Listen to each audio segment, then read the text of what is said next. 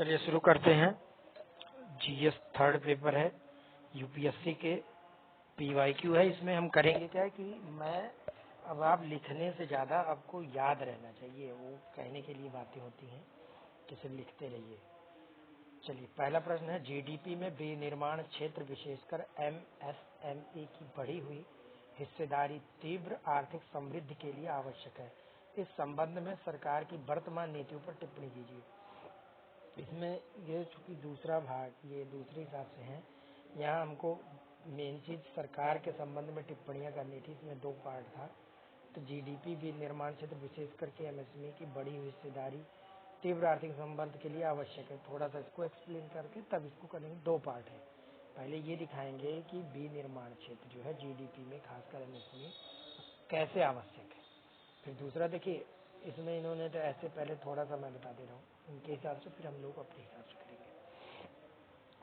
विनिर्माण उद्योग आउटलुक 2023 के अनुसार विनिर्माण क्षेत्र भारत के जीडीपी का 2022 में लगभग 17% हिस्सा था तथा यह जो एमएसएमई है ये विनिर्माण का लगभग 40% है।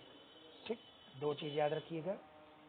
विनिर्माण उद्योग आउटलुक 2023 के अनुसार विनिर्माण क्षेत्र या मैन्युफैक्चरिंग सेक्टर का भारतीय जीडीपी में 17% हिस्सा है 2022 में, वर्ष 2022 का जो आंकड़ा था।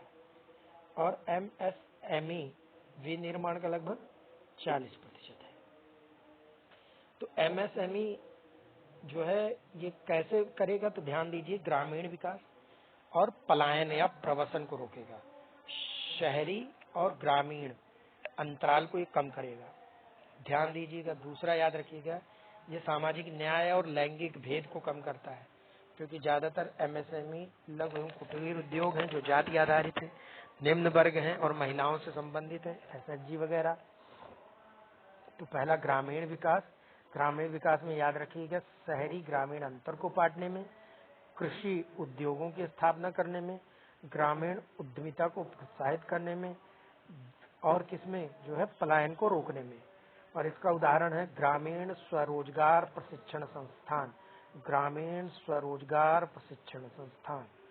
ठीक, आर्थिक लचीलापन है, रोजगार सृजन है। एमएसएमई जो है लगभग 11 करोड़ लोगों को रोजगार देता है, एमएसएमई मंत्रालय की रिपोर्ट है। ठीक है। नवोन्मेष। एमएसएमई में कई नवोन्मेष के लिए उद्यम स्थल हो सकता है, जैसे जोहो जैसी कंपनियों ने छोटे उद्यमी, जैसे फ्लिपकार्ट और जोहो जैसी ई कॉमर्स कंपनियों ने छोटे उद्यमियों को प्रोत्साहित किया। निर्यात। एमएसएमई का निर्यात कुल निर्यात में लगभग 45% है। इसमें 48 दिया, लेकिन 45% की अभी दो पीआईबी की रिपोर्ट है। दूसरे देशों पर निर्भरता में कमी आएगी। ठीक। अब सरकारी नीतियां, ये बहुत इंपॉर्टेंट है। Make in India. ठीक है, मेक इन इंडिया तो इसलिए एमएसएमई को बढ़ावा देता है, विनिर्माण क्षेत्र को। ये इसमें 25 क्षेत्र थे, जिसमें मोबाइल मैन्युफैक्चरिंग से लेकर के खाद्य प्रसंस्करण था। एमएसएमई समाधान एक पोर्टल है। सूक्ष्म लघु एवं मध्यम उद्यम समाधान एक पोर्टल है जो एमएसएमई को अपने विलंबित भुगतान की शिकायतों को सीधे दर्ज कराने के लिए एक स्थान प्रदान करता है, जिससे एक त्वरित भुगतान संस्कृति को बढ़ावा मिलेगा। उद्यम पंजीकरण। एमएसएमई के लिए पंजीकरण प्रक्रिया को सरल बनाया गया है। ठीक है, ताकि जो है गृह आधारित व्यवसायों के लिए पंजीकरण आसान किया गया है, ताकि वो सरकारी लाभ और ब्रांडिंग से लेकर के नए बाजार की पहुंच तक, नए अवसरों की पहुंच तक सब प्राप्त कर सके, ऋण प्राप्त कर सके। ठीक। उसके बाद जीएसटी।